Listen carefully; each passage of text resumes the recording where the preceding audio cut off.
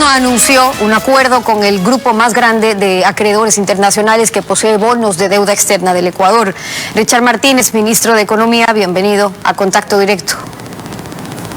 Buenos días, Stephanie, un gusto saludarla y un gusto saludar a la audiencia. Buenos días también. La deuda que tiene el Ecuador incluye a los gobiernos, a los organismos internacionales, la deuda interna, a los bancos, y el 32%, ese espacio en verde que vemos ahí, está en bonos emitidos a mercados internacionales. Lo que se ha negociado ahora es 17.300 millones de esos 58.400 que es la deuda total. Eso es una parte. ¿Cuánto se debe, ministro, en total a China versus cuánto a los tenedores de bonos soberanos, para tener una idea de lo que implica esta reestructuración? Sí, a China se le debe, Stephanie, aproximadamente una tercera parte de ese valor. Son algo más de 5.500 millones de dólares, aproximadamente 5.600 millones de dólares, que es la deuda total con China. De esa porción que estaba en ese pastel, que hacía relación a gobiernos, un 90% aproximadamente es con China. Entonces, hemos iniciado con esta parte que es la más grande del pastel, los 17.375 millones que corresponden justamente a los bonos emitidos por el gobierno. Hay dos bonos que son una porción más pequeñita, que no se están renegociando porque el uno es de reciente emisión, que es el bono social que emitimos con la garantía del Banco Interamericano de Desarrollo, y los otros son los bonos de Petroamazonas, porque esos bonos ya se renegociaron. Justamente hace un mes y medio aproximadamente, los valores que tenían que pagarse este año, no era un monto mayor, eran 175 millones de dólares, se trasladaron al año 2021, aliviando también la presión de este año.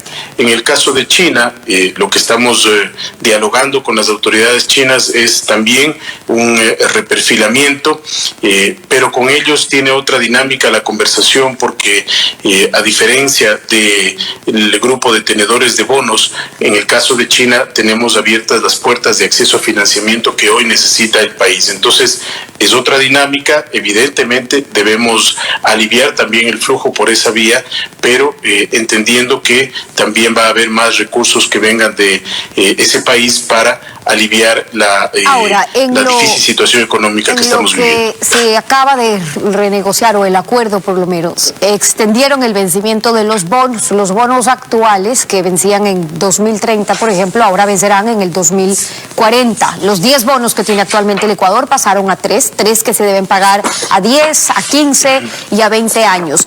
Pero si aplazan los plazos, si la tasa de interés baja, en el cuadro vamos a ver del 9.2% a un 5.3% en promedio, a un 6% como promedio ponderado, ¿cómo es que logran entonces, ministro, además una disminución del pago del capital de 1.500 millones? ¿Cuánto se terminará pagando? ¿Cuánto capitaliza en total como nueva deuda con los intereses diferidos?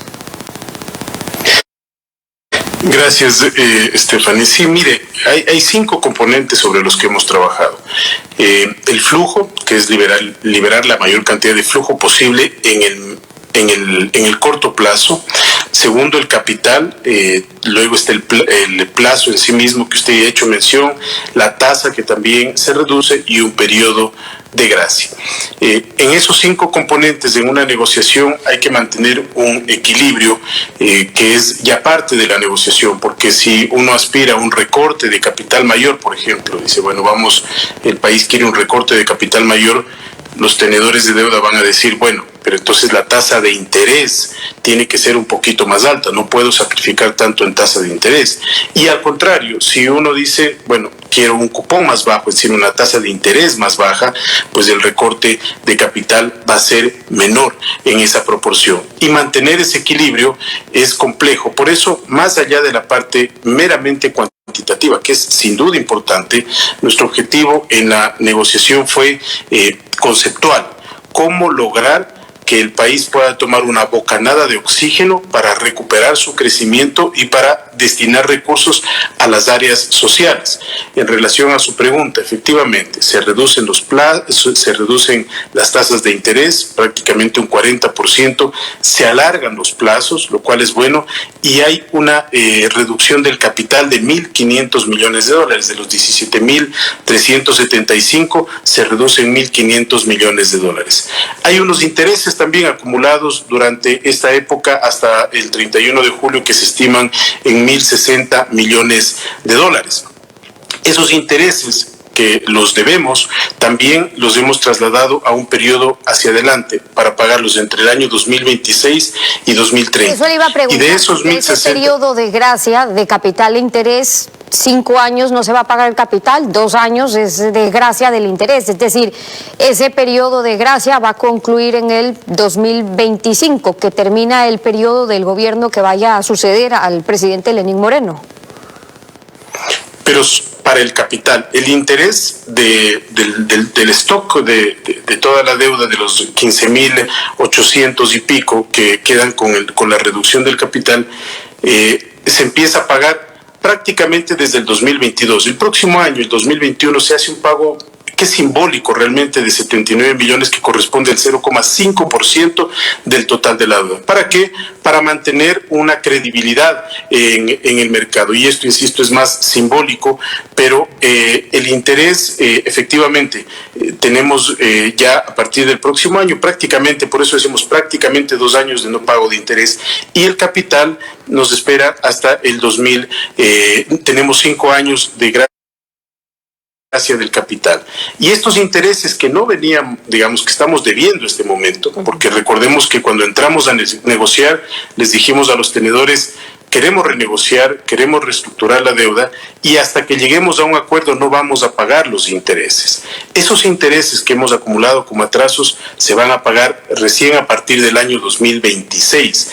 Y ese monto total que se estima en 1.060 millones, también hemos logrado reducirlo a 911 millones, es decir, le hicimos un recorte de 14% aproximadamente. Entonces, diferimiento, ministro, del pago de la deuda externa significa que se están liberando recursos. De aquí al 2030 estamos hablando de cerca de 16.000 millones de dólares. El pago se posterga, pero si bien es un alivio, no son nuevos recursos, son montos que requieren para pagar la deuda interna. ¿En qué área se va a priorizar ahora, ministro? Digo porque le deben a los GATS, al BIES, al IES, que por cierto le acaban de enviar una carta a usted diciendo que si no pagan el 40% correspondiente a las pensiones, no tiene el IES de dónde pagar las pensiones jubilares. Los jubilados están ya protestando. ¿Cuándo, cómo se van a priorizar esos pagos?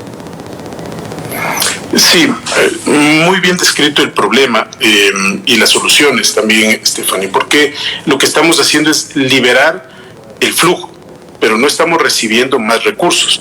Por eso tienen que caminar estas dos estrategias en paralelo, esta reducción del pago de deuda y por otro lado traer más recursos. Y esos recursos van a venir de China y van a venir de los multilaterales. No tenemos más alternativas de financiamiento por el momento. Hay opciones que se han presentado, que se han discutido al país, pero que están también pendientes del cierre de esta reestructuración para poderse materializar.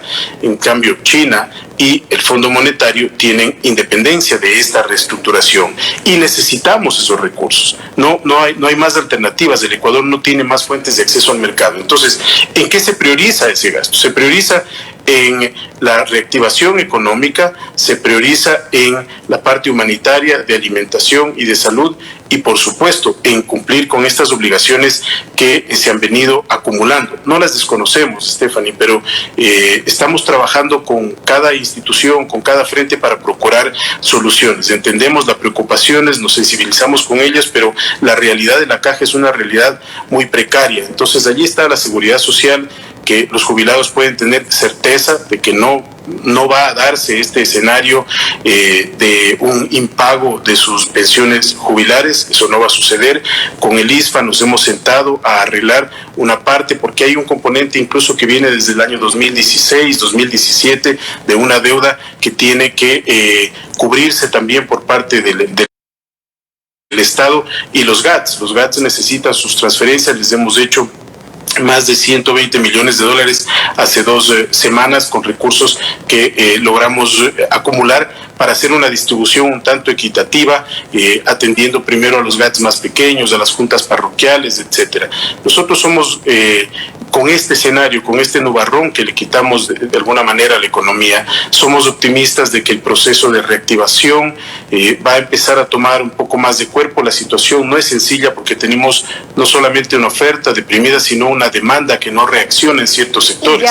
Hay ciudades y hay sectores donde uno abre ya la economía, pero la demanda no está reaccionando. Entonces hay que poner la mayor cantidad de impulso y estímulos para que esa demanda reaccione. Y ya hablaremos sobre esos impulsos cuando hablamos también de reactivación en otra oportunidad. El ministro de Economía y Finanzas, Richard Martínez, hoy en Contacto Directo. Muchas gracias por ahora, por haber estado con nosotros. Muchas gracias, Stephanie.